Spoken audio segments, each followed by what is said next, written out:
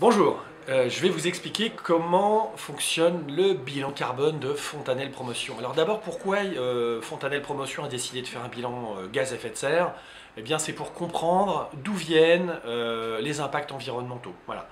On parle essentiellement dans le bilan carbone des impacts environnementaux, mais aussi des impacts financiers.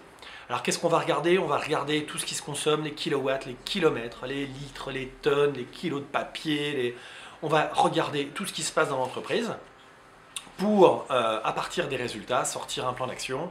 Et on le sait, aujourd'hui on parle de changement climatique, et pas de réchauffement climatique. Les choses changent et on se dit que si on veut réduire de 20% nos émissions de gaz à effet de serre d'ici 2020 et 80% d'ici 2050, il faut s'y mettre. Ça, c'est pour limiter le changement climatique à 2 degrés, 2 petits degrés. Donc il faut s'y mettre maintenant pour anticiper, d'accord?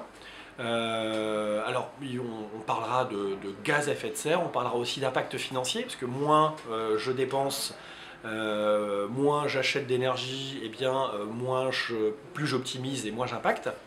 Et puis pour la petite anecdote, chez Fontanelle Promotion, on a quand même un avantage énorme, c'est d'être dans une bâtisse qui a déjà quelques années, qui a un siècle. Alors c'est très bon, parce que là on est dans le durable. Une bâtisse qui a un siècle, elle offre même la possibilité de pouvoir se chauffer au bois, parce qu'il y a des magnifiques cheminées dans toutes les pièces. Donc si j'ai un conseil à donner, réduction des gaz à effet de serre, chauffons-nous au bois, et c'est super agréable.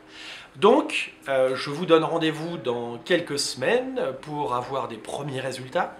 Et puis dans 6 mois, 1 an, pour voir de quelle manière le plan d'action aura été vécu. Et puis surtout, les impacts aujourd'hui dans la construction, ils sont énormes. Le bâtiment est un des enjeux énergétiques de demain. Donc, Fontanelle Promotion, ça va être l'optimisation des constructions, réduction des impacts dans la vie des chantiers, les constructions. Et puis, ça sera pour les habitants des optimisations de consommation d'énergie. Donc, à bientôt pour les résultats.